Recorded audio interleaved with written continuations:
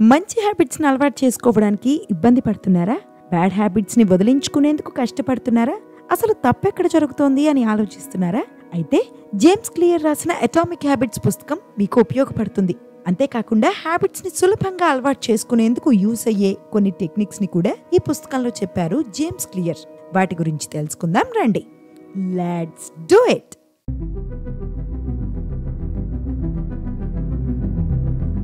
ఈ బుక్ లో రచయిత 4 లాస్ గురించి చెప్పారు. First law make it obvious, second law make it attractive, third law make it easy, fourth law make it satisfying. First law, second law, third law గురించి ఇప్పటికే 3 వీడియోలు చేశాను. ఇది చూసిన తర్వాత వాటిని కూడా చూసేయండి. ఇప్పుడు ఫోర్త్ లాని 2 సెగ్మెంట్స్ గా డివైడ్ చేశాను. Segment 1 make it satisfying, segment 2 make it unsatisfying. వీటి గురించి ఇప్పుడు తెలుసుకుందాం.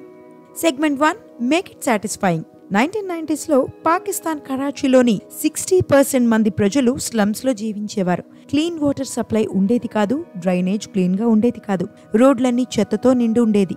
అలాంటి అన్సానిటరీ కండిషన్స్ కారణంగా ఆ ప్రాంతంలోని చాలా మందికి హెల్త్ ఇష్యూస్ వచ్చేవి. ఆ సమయంలో అక్కడ ఒక ఎక్స్పెరిమెంట్ జరిగింది. చేతులు కడుక్కోవడాన్ని ప్రజలకు అలవాటు చేస్తే ఆరోగ్య సమస్యలు తగ్గుతాయని అధికారులు భావించారు. అయితే హ్యాండ్ వాష్ చేసుకుంటే ఆరోగ్యానికి మంచిదని చాలా మందికి తెలిసినప్పటికీ ఎవరూ సరిగా పాటించడం లేదని అధికారులు గ్రహించారు. ఈ నేపథ్యంలో కొంతమందిని ఎంపిక చేసి ఓ స్టడీని నిర్వహించారు. వారు అప్పటి వరకు వాడుతున్న సాధారణ హ్యాండ్ వాష్ సోప్ ని పక్కన పెట్టి కొత్త సేఫ్ గార్డ్ సోప్ ఇచ్చారు. వారందరికీ అది చాలా బాగా నచ్చింది. సబ్బుతో చేతులు కడుక్కుంటుంటే నొరక ఎక్కువ వచ్చేది, సోప్ స్మెల్ కూడా బాగుండేది. అలా చాలా మంది చేతులు కడుక్కోవడానికి ఇష్టపడడం మొదలు పెట్టారు. ఇలా తాము వాడుతున్న ప్రొడక్ట్స్ తో సాటిస్ఫాక్షన్ పొందుతున్న వారికి హ్యాండ్ వాషింగ్ అనేది ఒక హ్యాబిట్ గా మారిపోయింది. ఆ తర్వాత కొన్ని నెలలకే ఆ ప్రాంతంలో ఆరోగ్య సమస్యలు తగ్గాయి. మరీ ముఖ్యంగా పిల్లల్లో డయేరియా 52%, నిమోనియా 48%, స్కిన్ ఇన్ఫెక్షన్స్ 35% మేర తగ్గాయట. ఇది fourth law make it satisfying కి ఉన్న పవర్ అని రచయిత ఈ పుస్తకంలో చెబుతున్నారు. ఏదైనా పని చేస్తున్నప్పుడు ఒక సాటిస్ఫైయింగ్ ఎక్స్పీరియన్స్ వస్తే ఆ పనిని మళ్ళీ రిపీట్ చేస్తామట. ఈ ఫీలింగ్ బాగుంది, మళ్ళీ చెయ్యని మన బ్రెయిన్ మనకి సిగ్నల్స్ పంపుతుందట. ఈ ట్రిక్ ని తెలుసుకున్న చూయింగ్ గమ్ కంపెనీలు కస్టమర్లు ఎంజాయ్ చేసే విధంగా, సాటిస్ఫై అయ్యే విధంగా తమ ప్రొడక్ట్స్ లో రకరకాల ఫ్లేవర్స్ ని యాడ్ చేయడం మొదలు పెట్టాయి. ఆ ఎక్స్పెరిమెంట్స్ హిట్ అయ్యాయి, వాటి సేల్స్ పెరిగాయి. అందుకే సాటిస్ఫైయింగ్ గా ఉంటుంది కాబట్టి చాలా మందికి చూయింగ్ గమ్ తినడం ఒక హ్యాబిట్ గా మారిపోతుంది. అయితే హ్యాబిట్ ఫార్మేషన్ కి సాటిస్ఫాక్షన్ విషయంలో ఒక పెద్ద చిక్కుంది. ఇందాక చెప్పినట్టు hand wash, chewing gum examples లో ఇమీడియట్ సాటిస్ఫాక్షన్ ఉంటుంది. అందుకే ఇవి ఈజీగా అలవాటు అవుతాయి. కానీ ఏదైనా మంచి హ్యాబిట్ ని అలవాటు చేసుకోవాలంటే మనకు కావాల్సిన ఇమీడియట్ సాటిస్ఫాక్షన్ కనిపించదు. బరువు తగ్గాలన్నా, బుక్ రాయాలన్నా, ఏదైనా కొత్త భాష నేర్చుకోవాలన్నా వాటి రిజల్ట్స్ వెంటనే కనిపించవు. అవి లాంగ్ టర్మ్ లోనే మంచి ఫలితాన్ని ఇస్తాయి. అలాంటప్పుడు మన బ్రెయిన్ కి కావాల్సిన ఇమీడియట్ సాటిస్ఫాక్షన్ అనేది దొరకదు. అందుకే ఎంత స్ట్రిక్ట్ డైట్ ప్లాన్ పెట్టుకున్నా ఆ ఒక్క కేక్ తిను, ఏమవ్వదు, రేపటి నుంచి డైట్ స్టార్ట్ చేయొచ్చులే అని మన బ్రెయిన్ మనతో ఆడుకుంటుంది. మనం ఆ ఆలోచనలకు సులభంగా లొంగిపోతాం. అలా కాకుండా లాంగ్ రన్ లో ఉపయోగపడే విధంగా ప్రస్తుతం మన హ్యాబిట్స్ కి ఇమీడియట్ రివార్డ్స్ ఇచ్చుకుంటే అవి తొందరగా అలవాటయ్యే అవకాశం ఉంటుంది. ఉదాహరణకు మీకు ఒక పెద్ద ట్రిప్ కి వెళ్లాలని ఉంది, కానీ ఎంత ప్రయత్నిస్తున్నా డబ్బులు సేవ్ చేయలేకపోతున్నారని అనుకుందాం. 10-15 రూపాయలు సేవ్ చేస్తే ఏమొస్తుంది అని అనిపిస్తుంది. కానీ ఆ 10-15 రూపాయలే ఏదో ఒక రోజు కోట్లు అవుతాయన్న విషయం మన బ్రెయిన్ మనకి చెప్పదు. ఎందుకంటే డబ్బులు సేవ్ చేయాలంటే కొన్ని కోల్పోవాలి, సాటిస్ఫైయింగ్ గా ఉండదు. ఇక్కడే ఇమీడియట్ రీఎన్ఫోర్స్మెంట్ టెక్నిక్ మీకు ఉపయోగపడుతుంది. దీంతో మనీ సేవింగ్ కి సాటిస్ఫాక్షన్ లభిస్తుంది. ఒక బాక్స్ తీసుకోండి, దాని మీద ట్రిప్ సేవింగ్స్ అని రాయండి. అది మీ కళ్ళకు కనిపించే విధంగా పెట్టుకోండి. ప్రతిరోజు ఎంతో కొంత డబ్బులు అందులో వేయండి. 5 రూపాయలు, 10 రూపాయలైనా పర్లేదు. అలా వేస్తూ వెళ్ళండి. 2-3 రోజులకి మీలో సాటిస్ఫాక్షన్ మొదలవుతుంది. బాక్స్ ఫుల్ అవుతున్న కొద్దీ ఆ బాక్స్ ని చూస్తుంటే మీలో సాటిస్ఫాక్షన్ పెరుగుతుంది. ట్రిప్ అనే కాదు, ఫైనాన్షియల్ ఫ్రీడమ్ కోసం డబ్బులు సేవ్ చేయాలని చూస్తున్న వారికి కూడా ఈ టెక్నిక్ ఉపయోగపడుతుంది.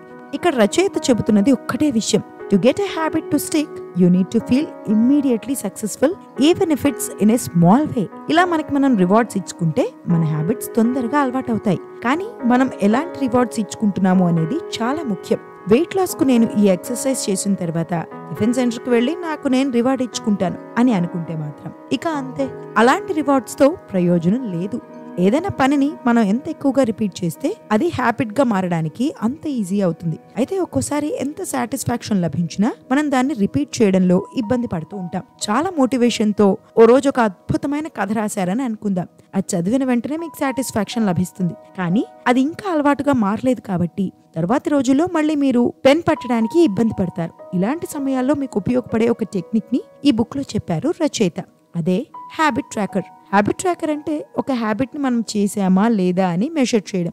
ఉదాహరణకు మీరు మెడిటేషన్ అలవాటు చేసుకోవాలని చూస్తున్నారు. మండే, వెన్స్డే, ఫ్రైడే మెడిటేషన్ కి కొంత సమయం కేటాయించారు. మెడిటేషన్ పూర్తయిన వెంటనే మీ క్యాలెండర్ లో ఆ పర్టికులర్ డే ని క్రాస్ చేయండి. ఇలా మీ హ్యాబిట్ ని మీరు ట్రాక్ చేసుకోవచ్చు. మీరు టైం వేస్ట్ చేయకుండా ప్రొడక్టివ్ గా ఉండేందుకు కూడా ఈ హ్యాబిట్ ట్రాకింగ్ టెక్నిక్ ఉపయోగపడుతుంది. ఒక డైరీ తీసుకోండి. నెక్స్ట్ డే మీరు చేయాల్సిన పనులను ముందు రోజు రాత్రే రాసి పెట్టుకోండి.